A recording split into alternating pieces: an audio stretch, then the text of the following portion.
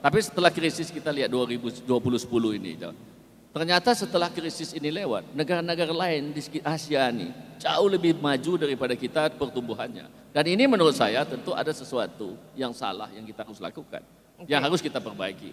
Sebenarnya begini ya, apapun kita perlukan pengusaha kecil dan lain-lain ini saya pikir kita perlukan untuk pemerataan. Tapi kita perlukan juga pengusaha-pengusaha besar itu untuk yang namanya pertumbuhan. Ya, Bang tapi merasa dibantu nggak selama ini perusahaan-perusahaan besar? Contoh kelapa sawit. Pengusaha kelapa sawit Malaysia jelas sangat terbantu oleh pemerintahnya. Sementara pengusaha kelapa sawit Indonesia merasa dijadikan pemain sendiri gitu. Akhirnya pengusaha kelapa sawit Malaysia jauh lebih berdikdaya di pasar global. Saya pikir begitu ya, kita ini sama sekali kan kelapa sawit kita yang menjadi salah satu menurut saya ekspor dan atau unggulan produk kita untuk ke depan. Karena ini bisa kita tanam terus dan lain-lain. Ini sekarang kita menghadapi kendala.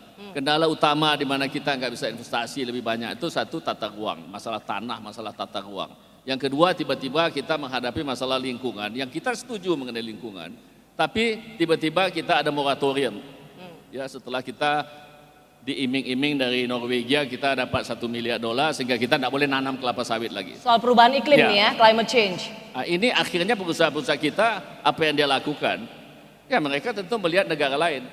Mereka ke Brasil, mereka ke Afrika dan lain-lain. Dan ini kan hilang kita momentum lagi. Jadi menurut saya memang pemerintah sendiri harus membantu. Di Malaysia itu researchnya, pembibitannya dan segala macam itu pemerintah itu membantu. Kita malah lebih banyak diganggu karena ketidakjelasan daripada tata ruang dan lain-lain ini. Sekarang lagi sengit kekacauan yang dilakukan Greenpeace dengan pemblokiran produk minyak sawit Indonesia. Apa yang pemerintah lakukan dalam menghadapinya?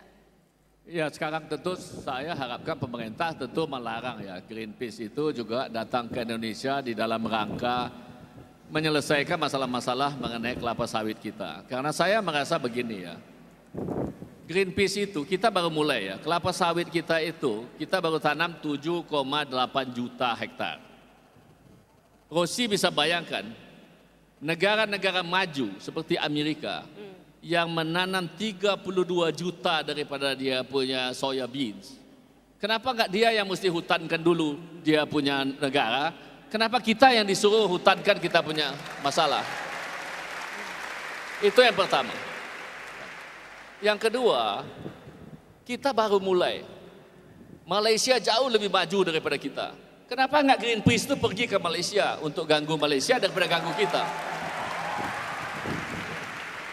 Yang ketiga, kelapa sawit itu adalah devisa, penghasil devisa nomor 2 setelah migas. Kelapa sawit itu memberikan lebih dari 4 juta keluarga kita untuk bekerja di sana. Kenapa kok ini mesti dihalang-halangi? Karena mereka itu takut sekali kelapa sawit kita ini sudah bisa menguasai dunia yang mengalahkan minyak-minyak lain daripada soya beans, dari matahari, dan lain-lain itu. Industri sawit kita nomor 1 di dunia? Nomor 1 sekarang bisa. Maka itu ini harus diganggu. Dan saya percaya ini di belakangnya selalu ada negara-negara yang kalah saingan sama kita yang membiayai Greenpeace ini untuk ganggu kita. Dan ini menurut saya pemerintah harus tegas terhadap persoalan-persoalan ini. Kadang-kadang lucu, Greenpeace ini juga memakai orang-orang kita sendiri. Tugas kita yang paling utama sebenarnya mengenai soal, bukan kita nggak setuju lingkungan, adalah kemiskinan dan pengangguran.